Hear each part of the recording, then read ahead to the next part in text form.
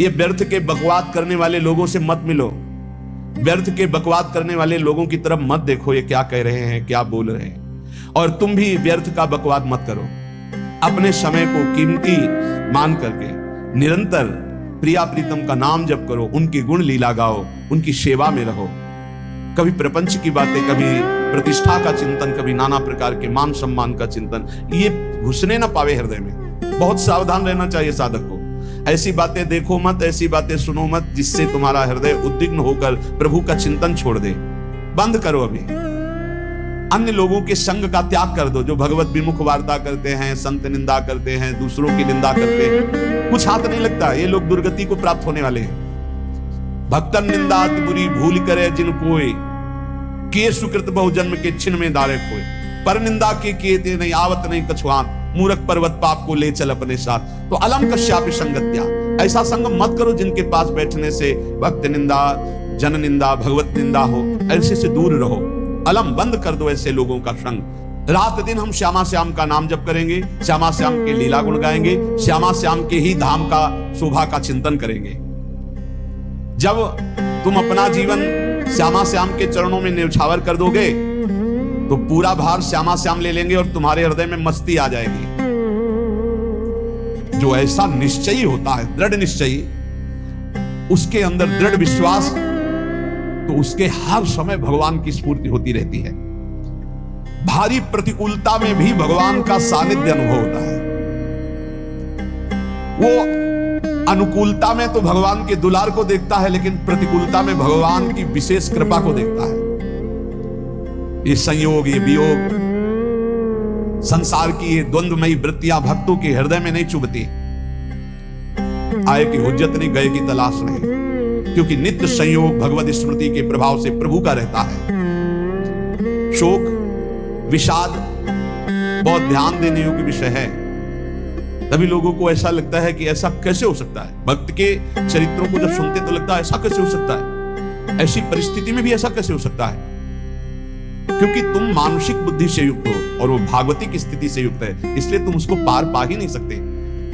जब तुम अपना जीवन श्यामा श्याम के चरणों में समर्पित कर देते हो हृदय से, फिर उनकी कृपा से सब विघ्न दूर हो जाते, एक अपार मस्ती रहती है। नहीं तो शोक, विषाद, दुख, क्लेश, कष्ट, संताप, भय, उद्वेग ये सदैव सताते रहते हैं। इसी से डिप्रेशन होता है। बार बार नकारात्मक चिंतन, शोक, विषाद, दुख, चिंता, क्लेश, संताप, भय, उद्वेग, यही पूरे मानसिक स्तर को नष्ट कर देते हैं। उत्साहहीन जीवन हो जाता है। जब तुम श्यामा श्याम को समर्पित हो जाते हो तो ये सब प्रवेश भी नहीं करते, एक अपार मस्ती बनी रहती है। अब क्या होगा? श्यामा श्याम जो करेंगे वही होगा। श्यामा श्याम पता नहीं कैसा करें, नहीं, वो सदैव मंगल भवन है, वो जो करते महामंगल होता है। यह निश्चय उपासक के हृदय में आ जाना चाहिए। इसलिए अपना सारा मन, सारी बुद्धि, सारा जीवन, प्रत्येक श्वास प्रभु को अर्पण कर दो, फिर देखो तुम निहाल हो जाओगे। दुख, शोक, विषाद, क्लेश, कष्ट, संताप, भय, उद्वेग ये उसी को व्यापते हैं जिसने अपने जीवन को प्रभु के चरणों में अर्पित नहीं किया। इसलिए तुम अपना सारा मन, सारी बुद्धि, सारा जीवन, प्रत्येक श्वास केवल प्रभु को अर्पित कर दो, फिर देख लेना। श्वास कैसे अर्पित की जाती है? राधा राधा राधा। बुद्धि कैसे अर्पित की जाती है? एकमात्र निश्चय कि भगवत सुख ही सुख है, ये जागतिक सुख सुख नहीं, ये दुख है, ये ऐसा दलदल है जिससे आज तक कोई नहीं निकल पाया। सारा मन, हम मन से केवल प्रभु का मनन करें, बार बार मन को संसार से हटा के नाम में, रूप में, लीला में, धाम में लगाएं। बहुत प्रसन्नता हो जाती है उस उपासक के हृदय में जो अपना मन बुद्धि प्रभु के चरणों में अर्पित कर देता है। भगवान ने तो इसको बहुत उत्तम स्थिति बताया है कि मेरे से कभी वो अलग हो ही नहीं सकता यदि मन बुद्धि अर्पित कर दिया। मयि एव मन आधत्स्व मयि बुद्धिम निवेशय, तो निवशस्य मयि एव अत ऊर्ध्वं न संशया। बिल्कुल संशय नहीं, वो मेरे में ही निवास करेगा जिसने मन और बुद्धि अपनी मेरे में अर्पित कर दी। बहुत प्रसन्नता रहेगी उस उपासक के जीवन में जो अपने आप को मन बुद्धि सहित प्रभु के चरणों में समर्पित कर दिया है। भगवान का आश्रय लेने वाले की पहचान है हर परिस्थिति में प्रसन्न रहना। देखो आप भगवद आश्रित हो कि नहीं, देखो अनुकूल परिस्थिति में तो सब प्रसन्न रहना, लेकिन प्रतिकूल परिस्थिति में प्रसन्न रहना यह भगवान के भक्तों का लक्षण है। हर परिस्थिति में प्रसन्न रहना यह भगवान के भक्तों का लक्षण है।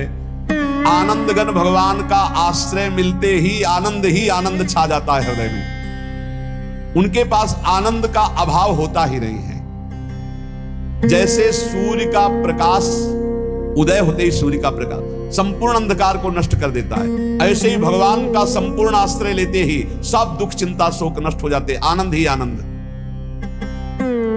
तुम भगवान के मंगलमय रूप को नहीं जानते हो, पर उनके मंगलमय भाव को विधान को मानना शुरू कर दो। जो भी होता है मंगलमय होता है। हमने जीवन में देखा है, अगर इधर कोई बहुत बड़ा सुख दिया तो देर नहीं लगेगी, 24 घंटे नहीं व्यतीत होंगे और ऐसे दुख दे देंगे, जिससे दोनों का समान भाव रख करके ना दुख में तुम भूलो प्रभु को, ना सुख में भूलो, सीधे भगवत मार्ग में चलो। पूरे जीवन की बात देखा है। भगवान के मंगल विधान में सदा सर्वदा सुख ही सुख है, इस बात को मान के प्रसन्न हो जाओ।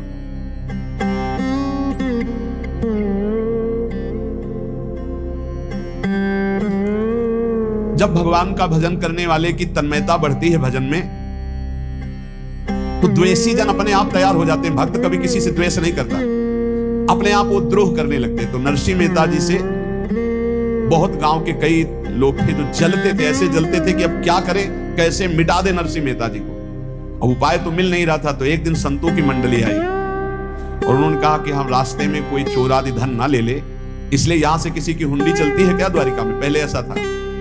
बोले हाँ हमारे यहाँ बहुत बड़े सेठ हैं नरसिंह मेहता जी, पर आप कहोगे वो मना कर देंगे। कई बार कहोगे, अगर वो स्वीकार कर ले तो वहां आऊं।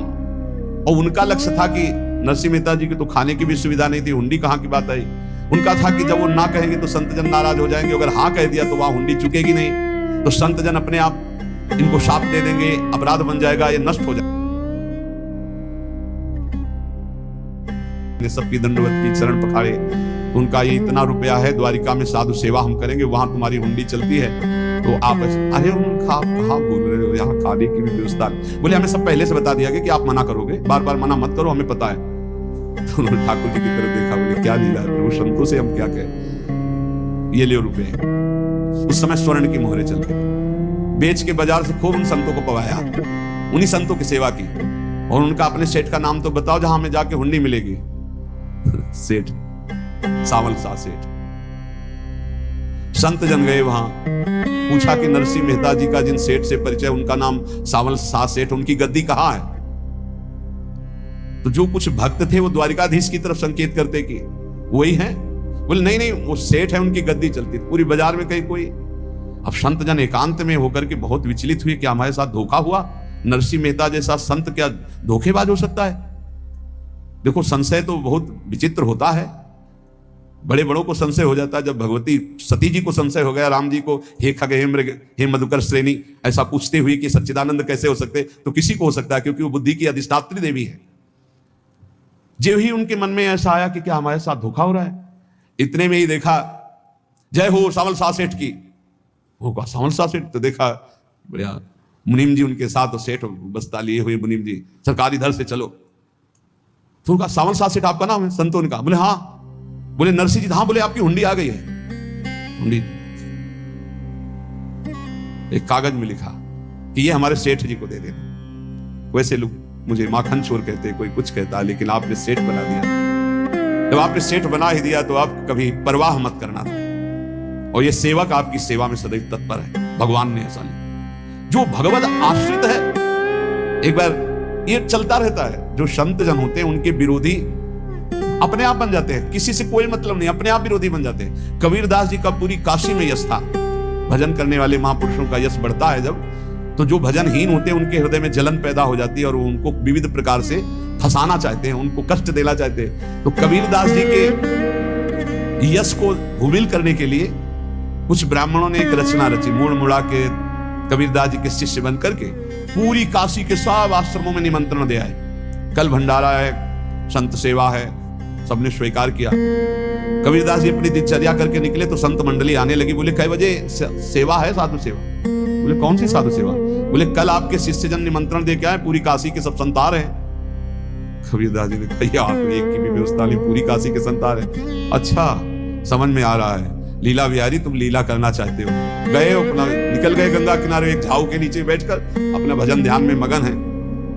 11-12 बजे तो उन्होंने देखा संतों की मंडली काशी तो बहुत, कबीरदास जी ने देखा कि आश्रम की, तो बोले पता नहीं क्या होगा, चलो चलते हैं। तो ऐसे गमछा वस्त्र करके ऐसे डालकर मुंह ढक करके वहां बड़ी बड़ी पंगत लगी थी। कबीरदास जी सबको पाओ जी पाओ, कबीरदास जी के रूप में स्वयं भगवान पाओ।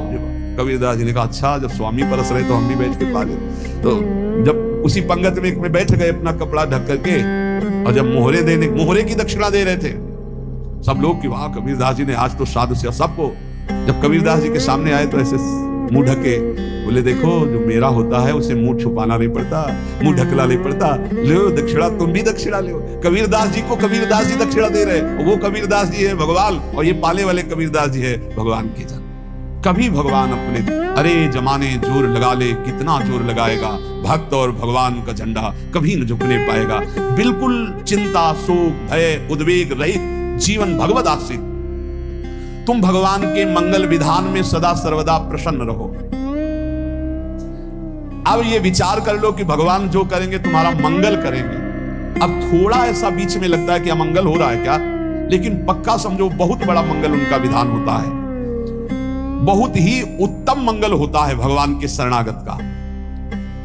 भगवान हमारे विचारों वाले नहीं है, हमारे विचार प्राकृतिक है, भगवान के विचार चिदानंदमय है। वो अपने विचार से हमारा मंगल करते हो, हम अपने विचार से मंगल चाहते हैं। भगवान के विचार से मंगल ही हमारा होगा, इसलिए कभी हमको चिंता शोक भय नहीं करना चाहिए। भगवान की ओर से कभी तुम्हारे लिए ऐसा विधान नहीं होगा कि तुम दुखी हो जाओ, बस तुम्हारी सोच हो सकती है, उसका परिणाम बहुत मंगल होगा। जगत की ओर से निराश हो जाओ, किसी से आशा मत रखो, फिर आप देखो आपका जीवन कैसा आनंदमय व्यतीत होता है। ये जो जगत की आशा है यही दुख प्रदान करती, सच्ची जगत की आशा ही दुख प्रदान करती है। अगर जगत से कोई संबंध न रखा जाए और भगवत भाव में रहकर, तो बहुत अच्छा जीवन चलेगा। अपने कर्तव्य का पालन करो, परिवार को भगवत स्वरूप मानकर पोषण करो, किसी से कोई संबंध मत रखो, कोई आशा मत रखो, यही अध्यात्म सिखाता है। अपने आप भगवत स्वरूप, सबका व्यवहार मंगलमय और आपका जीवन मंगलमय। अपने घर में ऐसे रहो जैसे किसी अतिथि के घर में रह जाता है, चलना है यहां से, जाना है। कौन रहता है अपने घर में अतिथि की भांति? भगवान का भक्त। जाना है यहां से, अपनी प्रिया प्रीतम के पास जाना। ये हमारा घर नहीं है, यहां तो हम समय व्यतीत कर रहे हैं, अपनी आयु व्यतीत कर रहे हैं भगवत आराधना करते हुए। हमें जाना है प्रिया प्रीतम के पास। वास्तविक घर भगवान का धाम है हमारा, वास्तविक घर वाले प्रभु हैं हमारे।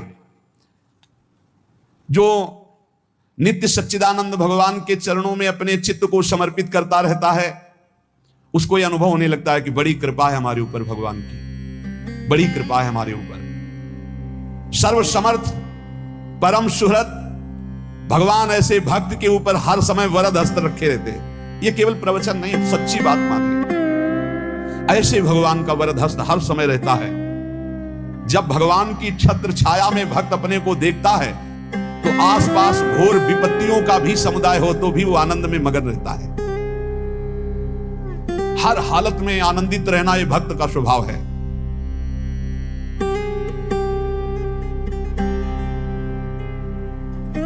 भगवान ऐसे भक्तों को प्यार करते हैं जैसे कछुआ अपने अंडे को बाहर रख आवे और रात दिन उसका चिंतन करे। जब भक्त भगवान को समर्पित होता है तो भगवान रात दिन उसकी ऐसे चिंतन सुरक्षा करते हैं। अब है ये दैवी संपदा का पहला गुण है, ये भगवान के शरणागत पर जागृत हो जाता है। वो भयभीत नहीं होता, किसी भी उससे भयभीत नहीं होता। यही डर ही डरप हरिवंश सहित जिनो भ्रमय गुण सलिल पर। इस डर से डरते रहना चाहिए कहीं गुण रूपी पानी में फिसल न जाए, नहीं तो गलती हो सकती है। साधक सावधान रहे। ये अभय दैवी संपदा का सबसे बड़ा गुण है। जो भयहारी भगवान की शरण में आ जाता है तो उसके अंदर ये अभय प्रकट हो जाता है। अगर कहीं तुम्हें एकांत में भय लग रहा है, एक आदमी तो एकांतिक में आए थे, वो कह रहे थे कि हमें हर समय भय लगा रहता कि कोई हमारे पीछे है, अंधेरा तो लगता कोई खड़ा है, मैं जीना मुश्किल हो गया ऐसा भय। देखो ये मन कैसा है, भगवान से विमुख होने पर कैसे डरवाता है। वो कह रहे हैं हर समय मुझे डर लगा रहता है, कोई सामने खड़ा है, कोई पीछे खड़ा है, ऐसा भय लगने लगता है। और जब भगवान की शरण में आ जाते हैं तो ये अभय स्थिति हृदय में जागृत हो जाती है। कोई भी भय आसपास आ ही नहीं सकता, यहां तक कि नरक का भी भय खत्म हो जाता है। जो भगवान की शरण में है। महापापी भी पुण्यात्मा महान भक्तों के समान वो उत्तम गति को प्राप्त हो जाता है जो भगवान की शरण में हो जाता है। पर ये जो भोगों का आश्रय लिए हुए हैं, मनमानी आचरण कर रहे हैं, ये कभी उस अभय को जान ही नहीं सकते कि अभय पद है क्या। इनको तो कदम कदम पर शोक, भय और दुख की प्राप्ति होगी। कोई बचा नहीं सकता जो भोगों में लगे हैं, मनमानी आचरण कर रहे हैं। अगर निर्भय होना चाहते हो, परम सुखी होना चाहते हो, तो भगवान के शरणागत हो जाओ। सारे जगत को अभय दान देने वाले भगवान हैं। भगवान का एक प्रण है, ममपन शरणागत भयहारी। जो मेरी शरण में आ गया उसके भय का मैं नाश कर देता हूं। साधना में अवस्था मन की मानी जाती है कि आप कितने अच्छे साधक हैं। यदि आपका मन भगवदाकार है, हर समय भगवत चिंतन चल रहा है, आपके स्वप्न भागवतिक आ रहे हैं, आपके विचार भागवतिक हैं, तो आपकी अच्छी साधना हो रही। और यदि आपके स्वप्न गंदे आ रहे हैं, क्योंकि स्वप्न में मन का ही सारा खेल होता है, और आपकी चिंतन वृत्ति वासनात्मक चल रही, तो अभी साधना का प्रभाव मन पे नहीं पड़ा है। जिसका मन हर समय भगवत चिंतन करता रहता है, वो जीते जी जीवन मुक्त हो जाता, अनुभव होता है। जैसे किसी ने कहा कि हमें कैसे पता चलेगा कि हमारा काम हो गया है। तो जैसे आप भोजन पा लेते हैं तो किसी दूसरे से गारंटी थोड़ी लेनी होती कि हम छक गए हैं क्या, आप जरा बताना हम छक गए हैं क्या। नहीं, अपने हृदय में आ जाता है कि अब मैं तृप्त हो गया। ऐसे ही अपने हृदय में आ जाता है कि मेरा काम हो गया, अब मेरा जन्म नहीं होगा। ये हृदय में आ जाता है, अपने आप अनुभव में आ जाता है। जब स्वरूप बोध होता है तो किसी और से सलाह थोड़ी लेनी होती है, वो अपने आप अनुभव में आ जाता है। हाँ, यदि गुरुदेव का वर्ण नहीं किया है तो फिर आपको किसी न किसी गुरु से प्रमाणित करवाना पड़ेगा।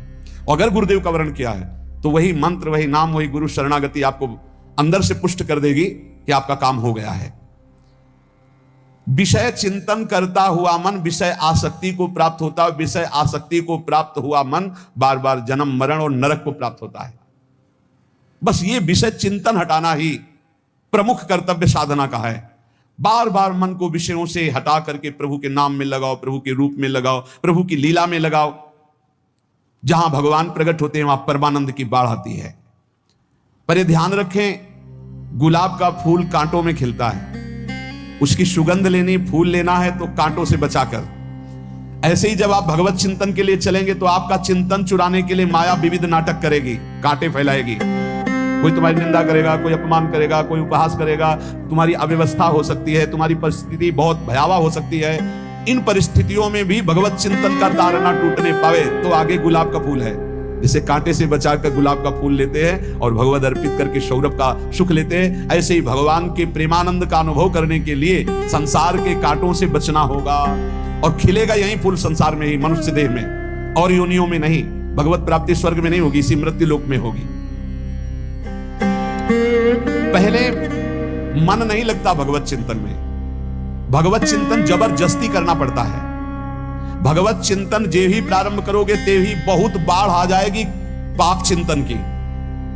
ध्यान दीजिए, बहुत लोग प्रश्न करते रहते हैं कि हम जब भजन में बैठते हैं तो बहुत गंदी बातें आती, मन बड़ा चंचल होता है, भाग जाता है। ऐसा प्रारंभ में जब कोई भगवत चिंतन प्रारंभ करता है तो उसका मन विषयों में भागता है, गंदी बातों में भागता है। अब लोग कहते पहले तो हमारा चिंतन बढ़िया होता था, अब चिंतन नहीं होता। तो कोई सिद्ध पुरुष थोड़ी हो गए। तुम्हें जबरदस्ती चिंतन करना होगा। जगत के प्राणी में जहां मन जाए तो इसमें भी भगवान, पदार्थ में मन जाए तो उसमें भी भगवान। जहां जहां मन जाए वहां वहां भगवान देखो, या मन को हटाकर नाम मंत्र में लगाओ। ऐसे भगवत स्मृति जागृत की जाती। बार बार प्रयास करना होता है। कई लोग ये प्रश्न करते हैं कि हमसे बड़े पाप हो गए तो क्या हमें भगवान की प्राप्ति हो जाएगी? तो यहां कह रहे हैं भगवान किसी के पूर्व जीवन को नहीं देखते हैं, वर्तमान के भजन को देखते हैं। पकड़ो इस बात को। अगर वर्तमान में आज आप सुधर गए हो, नाम जप कर रहे हो, तो आप भक्त हो। ये गीता जी में भगवान ने कहा, अपिचेत सुदुराचारो भजते माम अनन्य भाग साधुरेव समन्तव्या सम्यक व्यवसिता। ऐसा बहुत दुराचारी पहले रहा है, बाद में उसके मन में आ गया कि भगवान के सिवा हमारा कोई कल्याण करने वाला नहीं, हमारा कोई नहीं। तो भगवान कहते हैं मैं उसे साधु ही मानता हूं, उसे साधु बना देता हूं। भगवान किसी के पूर्व जीवन को नहीं देखते। बहुत बढ़िया बात है। कल तक हम क्या करते रहे भगवान नहीं देखते, आज क्या कर रहे हो ये देखते हैं। यदि आज आप भजन में लग गए हो, अच्छे आचरण कर रहे हो, तो आपको भगवत प्राप्ति हो जाएगी। भगवान ये नहीं देखते कि पूर्व में पुण्यात्मा रहा है कि पापात्मा रहा है। भगवान वर्तमान में देखते कि मेरा भजन कर रहा है, बस इसी से कल्याण कर देते। पकड़ो इस बात को, तो कभी प्रश्न नहीं उठेगा कि क्या हमको भी भगवत प्राप्ति हो सकती है क्या। हमारा मन यदि श्री भगवान को चाहने लगे तो श्री भगवान हमारे मन में ही आकर बस जाएंगे। भगवान की रूप माधुरी में मन डूबने लगेगा।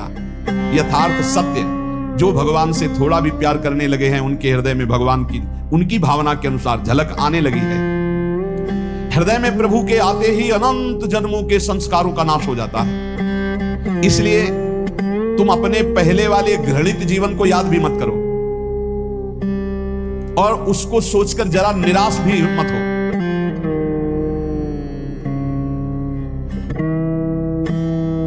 अमावस्या में घोर अंधकार रहता है, पर प्रातः काल में अंधकार नष्ट हो जाता है। ऐसे ही नाम का उच्चारण करते ही तुम्हारे जितने पाप अंधकार हो सब नष्ट हो जाएंगे। तुम चाहो कि एक क्षण भी प्रभु को स्थिति प्राप्त हो कि मैं कभी प्रभु को ना भूलूं, तो सच्ची मानो और कोई बात भगवान सुने ना सुने, ये बात जल्दी सुन लेते हैं। भजन की मांग करो तो बहुत जल्दी भगवान पूर्ण करते हो। भजन जिसका चलने लगा तो फिर लोकांतर के सारी रिद्धियां सिद्धियां सुख वैभव तो उसके चरणों में लौटते हैं। जब हम प्रभु से प्रभु का स्मरण न मांगकर भोग मांगते हैं तभी हमारा भजन रुक जाता है, भजन नहीं चल पाता। यदि हम प्रभु से केवल भजन मांगे तो विश्वास करो ब्याज में ये सब हो जाएगा। मूल भजन तो आपका बचेगा ही, ब्याज में लोकांतर के भोग आपके चरणों में लुटते घूमेंगे। आप भजन करके तो देखो, अरे घिघियाने की जरूरत नहीं, किसी से मांगने की जरूरत नहीं, भजन करके देखो सब ठीक हो जाएगा, सब अपने आप बन जाएगा। हम बहुत बड़ी भूल कर देते हैं कि थोड़ा भजन करके प्रभु से कुछ सांसारिक वस्तुएं, स्थितियां, परिस्थितियां बदलने की मांग कर लेते हैं, जिससे भजन छूट जाता है। प्रभु की स्मृति इतनी महान है कि जिन्होंने बैर भाव से प्रभु का स्मरण किया उनको भगवान की प्राप्ति हो गई। जैसे कंस आदि भगवान से बैर ही तो रखते थे, लेकिन भगवान की स्मृति रहती थी, स्मृति ने उनको भगवत प्राप्ति करा दी। स्मृति में महान सुख है, पर वो जब भक्ति रस से युक्त स्मृति होती तब माधुर्य रस, प्रेम रस का अनुभव होता। कल्याण तो वैर भाव से स्मरण करने वालों को भी प्राप्त हो गया। यदि आप भक्त हो और ये चाहते हो कि आपकी भागवती की स्थिति बहुत जोर की हो, तो हम आपसे प्रार्थना करते हैं कि रोज प्रभु से एक ही बात मांगिए, मुझे अखंड स्मृति दीजिए। अर्जुन जी को पूरी गीता जी सुनने के बाद यही मिला, नष्टो मोहा स्मृति लब्ध्वा।